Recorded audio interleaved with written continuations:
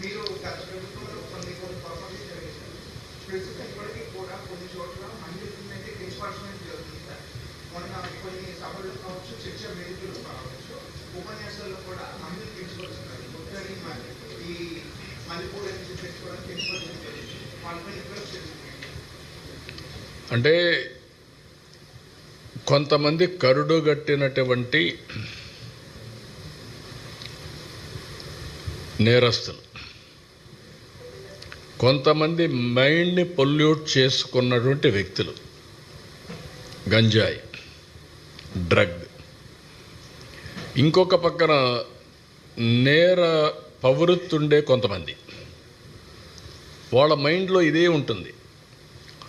అలాంటి వాళ్ళని ఎంకరేజ్ చేసే వ్యక్తులు ఉంటే రెచ్చిపోతారు. అందుకే నేను చాలా స్పష్టంగా చెప్పా, ఎవడైనా సరే ఆడబిడ్డల జోలికి వస్తే అదే చివరి రోజు కావాలి, చేసి చూపిస్తాం. It is a matter of time.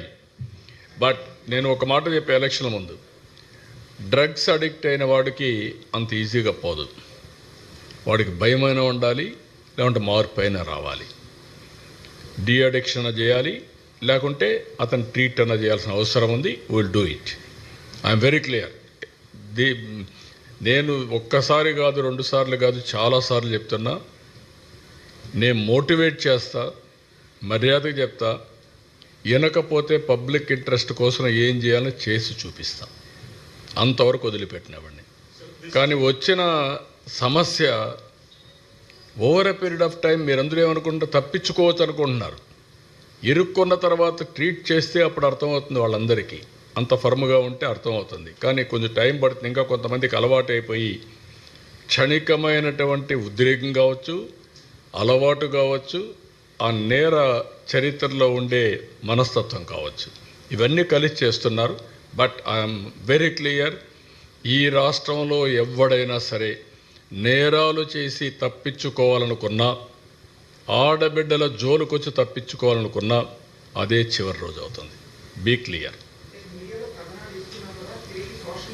No ఇది అలవాటు అయింది. ఇంకా మీకు అందుకని సోషల్ మీడియాలో వేయడం, అలవాటు చేసుకోవడం, వాట్ నాన్ సెన్స్. 3 years ఆడబిడ్డల పైన ఏంటి అత్యాచారాలు ఏంటి?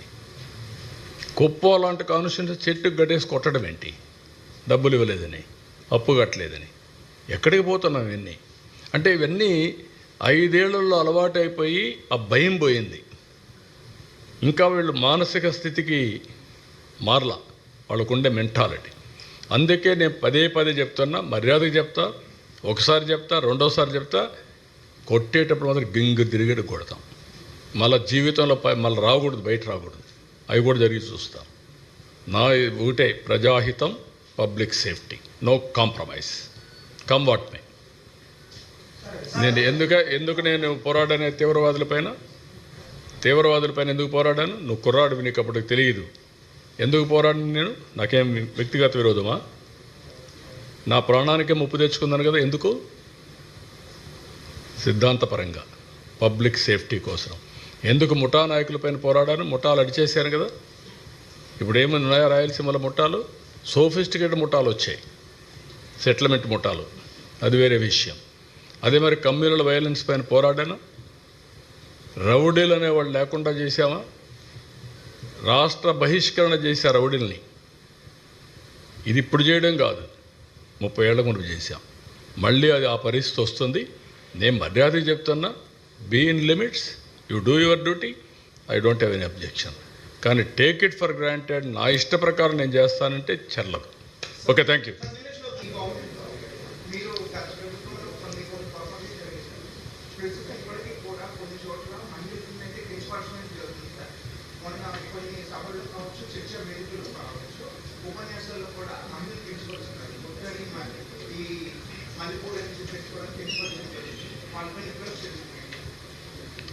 అంటే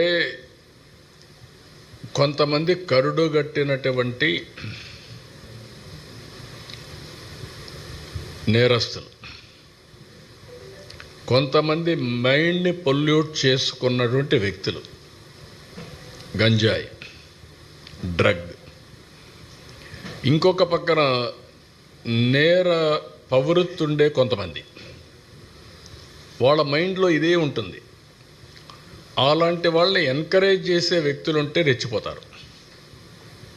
అందుకే నేను చాలా స్పష్టంగా చెప్పాం, ఎవడైనా సరే ఆడబిడ్డల జోలికి వస్తే అదే చివరి రోజు కావాలి, చేసి చూపిస్తాం. It is a matter of time. But నేను ఒక మాట చెప్పే ఎలక్షన్ల ముందు, డ్రగ్స్ అడిక్ట్ అయిన వాడికి అంత ఈజీగా పోదు. వాడికి భయమైనా ఉండాలి, లేకుంటే మార్పు అయినా రావాలి. డీ అడిక్షన్ చేయాలి, లేకుంటే అతను ట్రీట్ అన్న చేయాల్సిన అవసరం ఉంది. Will do it. I'm very clear. నేను ఒక్కసారి కాదు, 2 సార్లు కాదు, చాలాసార్లు చెప్తున్నా. నేను మోటివేట్ చేస్తా, మర్యాదగా చెప్తా. వినకపోతే పబ్లిక్ ఇంట్రెస్ట్ కోసం ఏం చేయాలో చేసి చూపిస్తా. అంతవరకు వదిలిపెట్టినవాడిని. కానీ వచ్చిన సమస్య over a period of time మీరందరూ ఏమనుకుంటారు, తప్పించుకోవచ్చు అనుకుంటున్నారు. ఇరుక్కున్న తర్వాత ట్రీట్ చేస్తే అప్పుడు అర్థమవుతుంది వాళ్ళందరికీ. అంత ఫర్మ్గా ఉంటే అర్థమవుతుంది. కానీ కొంచెం టైం పడుతుంది. ఇంకా కొంతమందికి అలవాటు అయిపోయి క్షణికమైనటువంటి ఉద్రేకం కావచ్చు, అలవాటు కావచ్చు, ఆ నేర చరిత్రలో ఉండే మనస్తత్వం కావచ్చు, ఇవన్నీ కలిసి చేస్తున్నారు.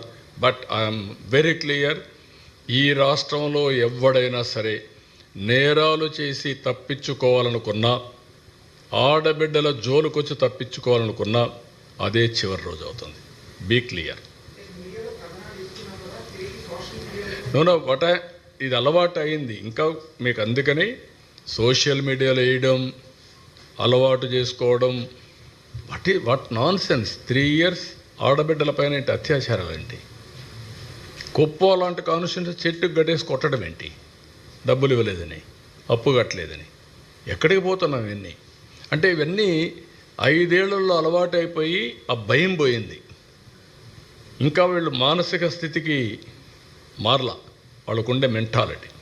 అందుకే నేను పదే చెప్తున్నా, మర్యాదగా చెప్తా. ఒకసారి చెప్తా, రెండోసారి చెప్తా. కొట్టేటప్పుడు మాత్రం గింగు తిరిగేటి కొడతాం. మళ్ళీ జీవితంలో మళ్ళీ రాకూడదు, బయట రాకూడదు. అవి కూడా జరిగి చూస్తాం. నా ఒకటే, ప్రజాహితం, public safety, no compromise, come what may. నేను ఎందుకు నేను పోరాడాను తీవ్రవాదులపైన ఎందుకు పోరాడాను? నువ్వు కుర్రాడివి, నీకు అప్పటికి తెలియదు. ఎందుకు పోరాడాను నేను? నాకేం వ్యక్తిగత విరోధమా? నా ప్రాణానికే ముప్పు తెచ్చుకున్నాను కదా. ఎందుకు?